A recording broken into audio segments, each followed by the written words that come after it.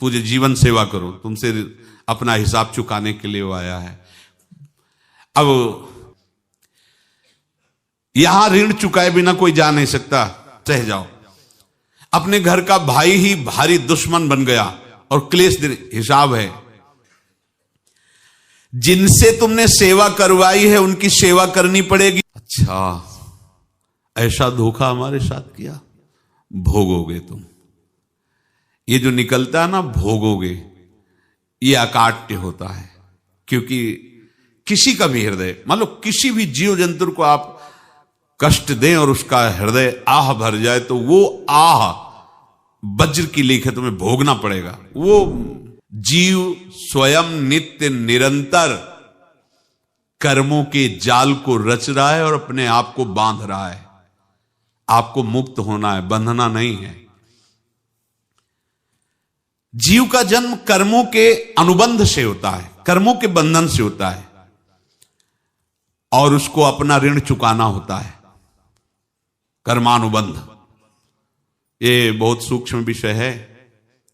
जैसे आप जिस परिवार में जन्म लिए हैं, तो उस परिवार के लोगों से आपका ऋण है, इसलिए उसी परिवार में आप आए हैं।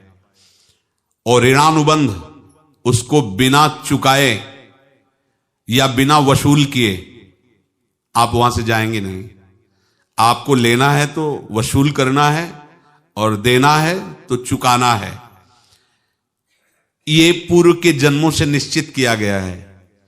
जैसे किसी के यहां पुत्र हुआ, जन्म से ही पैसा खर्चा शुरू हुआ, जो बड़ा हुआ तो उद्दंडता के द्वारा मार पूरे परिवार को क्लेश पर क्लेश देता चला जा रहा है। ये तुम्हारे कर्म का फल है। या ऐसे शक्तिहीन बुद्धिहीन ऐसे पागल पूरे जीवन सेवा करो, तुमसे अपना हिसाब चुकाने के लिए वो आया है। अब परिवार के जो सदस्य जुड़े आके, मतलब पत्नी आते ही पूरी हृदय में आनंद, परिवार में आनंद, और जीवन भर वो आनंद ही सुख देने के लिए उसका जन्म हुआ। वो अपना ऋणानुबंध मुक्त, और आते ही भयंकर क्लेश खड़ा कर दिया, बीच में दीवाल और झगड़ा वैसा, फिर अतरे दिन मारपीट शुरू, कलह अशांति, पूरा जीवन नरक हिसाब करने आए। यहां ऋण चुकाए बिना कोई जा नहीं सकता, ऋण चुकाना पड़ेगा। किसी का ऋण वसूल करना है तो किसी को ऋण चुकाना है, दोनों काम करने होते हैं। अनेक जन्मों में अनेक लोगों के साथ हमने जो बर्ताव किए हैं, अच्छे या बुरे, वो होंगे।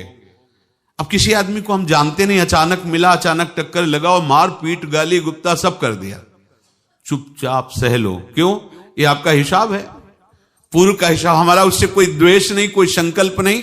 अचानक घटना घटी और हमसे द्वेष करने लगा, हमें पीटने लगा, हमें गालियां दे, ये हिसाब है, चुपचाप सह जाओ। अपने घर का भाई ही भारी दुश्मन बन गया और क्लेश हिसाब है। एक प्रभुदत्त ब्रह्मचारी जी की वाणी में पढ़ा था, एक महात्मा जी भ्रमण करते थे, तो उस समय असरफियां चलती थी, मोहरे असरफियां, तो उनको भेंट में देते लोग। तो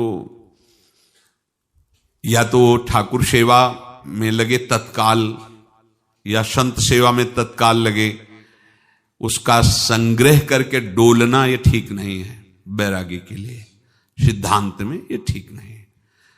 तो जब 2, 4, 6, 8 ऐसे मोहरे हुई, तो उन्होंने विचार किया कि और भ्रमण करके जब काफी मोहरे हो जाएंगी तो प्रयागराज में जब कुंभ पड़ता है, एक बार पूरे सब अखाड़े के संतों को, अलग अलग संप्रदाय सब संतों को बुलाएंगे और सबको पुआएंगे। अब साधु है तो यही विचार करेगा, और क्या विचार करेगा। तो उन्होंने ऐसे डंडा बनवाया, बेंत, जो ऊपर से चूड़ीदार और भीतर पोला, और मोहरे उसमें डालते गए।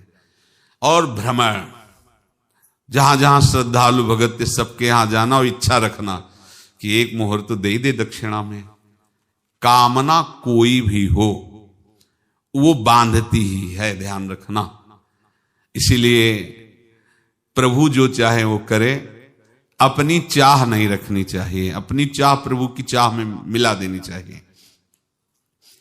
धीरे धीरे वो छड़ी भर गई भ्रमण करने वाले महात्मा चूड़ी लगाई, इंतजार करते रहे, जब प्रयाग का कुंभ पड़ा तो चले। तो रास्ते में एक गांव में पूछा जाता है, जैसे कहीं रुको कि कोई श्रद्धालु ऐसा है जो संत सेवी है। तो कुछ लोगों ने बताया, हाँ एक परिवार है बहुत संत सेवी है और आपको मिलाते हैं उनसे। आइए महाराज, घर में रुका, खूब अच्छा हलवा पूड़ी पवाया और जो घर के मालिक थे चरण दबाए। चरण दबाते दबाते उनकी दृष्टि पड़ी उस डंडे पे, इतना मोटा और ऊपर से कुछ चूड़ी सी भी नजर आ रही, इस डंडे में तो कोई रहस्य है ही है। अब महात्मा जी को खवा पिला के सुला दिया। महात्मा जी जब सो गए तो पत्नी से धीरे से कहा, वो डंडा लाओ बाबा जी का डंडा। वो चूड़ीदार जो ही खोला पलटाया तो सैकड़ों मोहरे। ऐसे संत रोज पधारे भगवान, तुम आनंद हो जाए फिर क्या। पत्नी से कहा, नाप के कंकड़ लाओ। वो तो महात्मा जी तो खाए खीर पूड़ी, आराम से सो रहे। रात में पूरी प्लानिंग करके उसमें कंकड़ भर के चूड़ी लगाकर सिराने रख दिया, सारी मोहरें हटा ली। महात्मा जी आराम से छड़ी उठाए तो वजन पक्का। वैसे बड़े लोग चतुर होते हैं, पर ये नहीं जानते कि कर्म कितना भयानक होता है।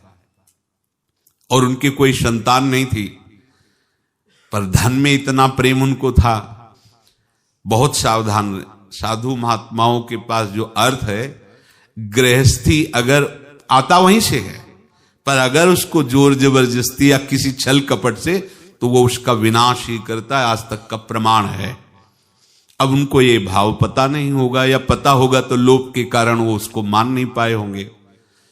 महात्मा जी गए प्रयाग में, किसी अखाड़े पर रुके और वहां प्रार्थना की कि कल जो है संपूर्ण अखाड़ों का निमंत्रण किया जाए और सब संतों को भोग पवाया जाए और उनको दक्षिणा भी दी जाए।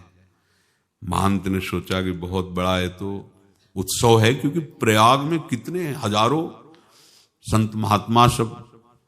तो उनका महाराज बोरों इसमें चीनी और टीनों घी लगेगा, सब व्यवस्था। बोले आप मंगाइए, एक एक हिसाब हम करेंगे, हमारे पास सब व्यवस्था है। बोले कुछ तो पहले दे दो, वो इकट्ठे देंगे हम। उनको था कि अगर हम छड़ी खोला और दो चार मोहरे दी, किसी को पता लग गया तो गड़बड़ हो सकती। बोले हम भंडारे के समय आखिरी में सब कुछ आपको दे देंगे। ठीक। वो अपने पास से पैसे लगाकर खूब जितना सामग्री सब लाए लाखों की, और सब संतों को निमंत्रण कर दिया। संत जन निमंत्रित हो गए, भंडारा बन रहा है। तब वहां के महंत है और उनका देखो भंडारा भी बन रहा है, संतों को निमंत्रण।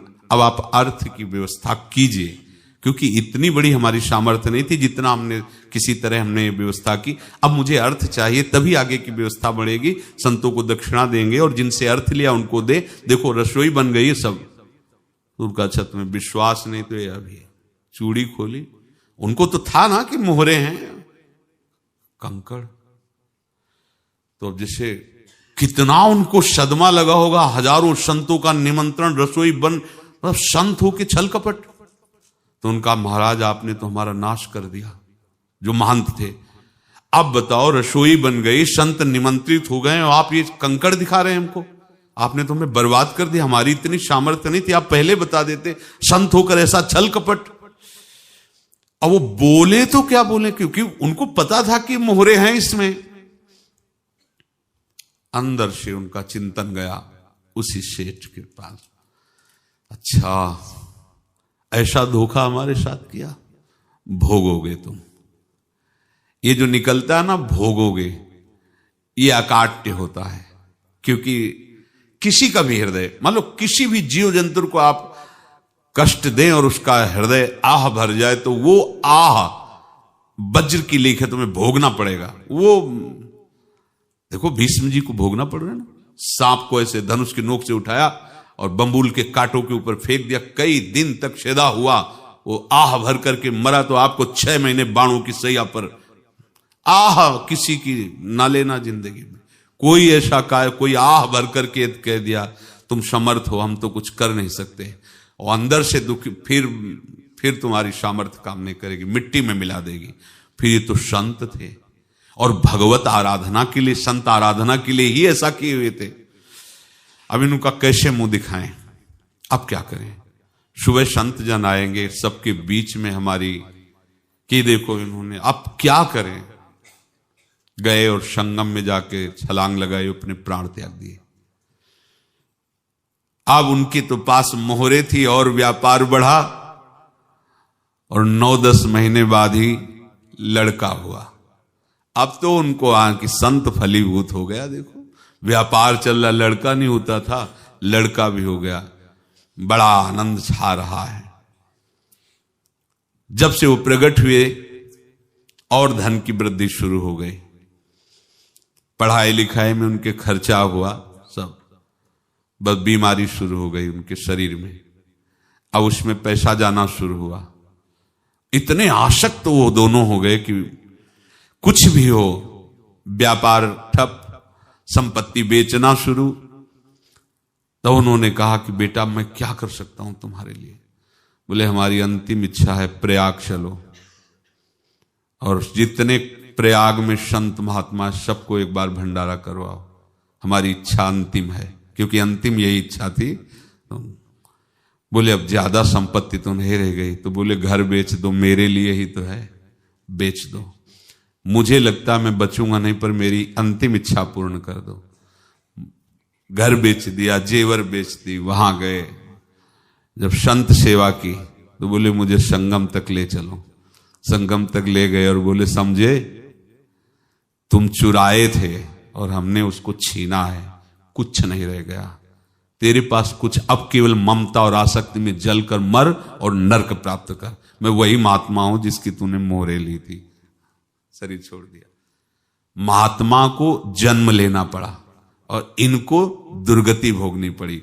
ऋणानुबंध होश में, ऐसा नहीं कि आप जो कर रहे हैं कोई देख नहीं रहा, कोई हिसाब किताब नहीं। जो कर रहे हैं अवश्य में भोक्तव्यम, बहुत सावधान। अनेक जन्मों में अनेक लोगों से जो कुछ लिया दिया है, इस लेने देने को मिटा देने के बाद ही तुम मुक्त हो गए। इसीलिए एक उपाय है, लेना न देना मगन रहना। क्या? मालिक को समर्पित हो जाओ, मालिक को अपना माना हुआ समर्पित कर दो, खत्म। अहम त्वाम स्वरूपापेभ्यो मोक्षयिष्यामि, सब खत्म। आगे पीछे लेना देना सब खत्म। एकादश स्कंद में भगवान श्री कृष्णचंद्र जी ने कहा, जो मेरे चरणों का आश्रय लेकर भक्त मेरा भक्ति करता है, उसके पितृ ऋण, मातृ ऋण, देव ऋण, ऋषि ऋण, सब ऋणों से मैं मुक्त कर देता हूं। बस यही एक उपाय है जो इसके बंद करने का उपाय भक्तों के लिए है। वो यही है, भगवान की शरण में होकर अपना माना हुआ पूरा भगवान के अर्पित कर दो। अर्पित करने का तात्पर्य उसमें अहम हटा दो। तो दियम वस्तु गोविंदम तुभ्यमेव समर्पये। जिनसे तुमने सेवा करवाई है उनकी सेवा करनी पड़ेगी। जिनसे तुमने जो कुछ लिया है उनको देना पड़ेगा। ये लेने देने का व्यापार जब तक समाप्त नहीं होगा तब तक तुम्हारा जन्म मरण चलता रहेगा। अब आपको यहां समझना है, यदि आपसे किसी ने पैसे लिए बेईमानी करके नहीं दे रहा है तो आप उसको गाली मत दीजिए। आपने बेईमानी की थी इसलिए आपकी बेईमानी हुई है, ले गया, कोई बात नहीं है, बंधन से मुक्त हुए। जो बोझा था चला गया। उसको ऐसा ना देखे कि ये बेईमान हमारे रुपए मार लिए, अब जो कुछ होगा देखेंगे। अगर आप आगे नया कुछ करते हैं तो फिर आगे का हिसाब आपको भोगना पड़ेगा, ध्यान रखना। ऐसा नहीं है कि आपको भोगना नहीं पड़ेगा। एक ही उपाय है कि अब जो शरीर धारण किए इसी में जो भोग ले, आगे ना होना चाहिए। तो क्या करे? सर्वतो भावेन भगवान की शरण ले ले। ये तो सर्वाणि कर्माणि मयि सन्न्यस्य मत्पराहा अनन्ये नैव योगेन माम ध्यायन्तु उपासते तेषाम् अहं समुद्धर्ता मृत्यु संसार से। ये बड़ा कठिन है पार होना, कोई छोटी मोटी बात है। एक महात्मा बाल्यावस्था से भजन करते थे, शालिग्राम भगवान पास रखते थे और उन्हीं की आराधना करके बस पाठ, नाम, जप और भ्रमण करते थे। यौवन अवस्था थी, गंगा जी के किनारे अपने ठाकुर को विराजमान करके स्नान करने के लिए कपड़ा ही उतार रहे थे कि 90 लोग आ गए, भाला तलवार सब ले, मारो मारो इसको मारो, घेर लिया। तो उन्होंने हाथ जोड़कर कहा हमने क्या अपराध किया, कोई सुन ही नहीं रहा। तो उन्होंने कहा मार तो डालोगे ही आप 90 लोग, हम कोई अस्त्र शस्त्र तो लिए नहीं, एक बार हमें गंगा में डुबकी लगा देने दो और अपने ठाकुर को स्नान करा देने दो, फिर इसके बाद आप मार देना। भगवत इच्छा से वो लोग रुक गए, स्नान किया और अंदर से प्रार्थना की, प्रभु ये क्या लीला है आपकी, आपके सिवा मेरा कोई है नहीं और ये मुझे मारना चाहते हैं। तो भगवान ने जानते हो क्या कहा उनके अंतर में, तुम मेरे में ध्यानस्थ हो करके शरीर को छोड़ो, ये लोग मारेंगे।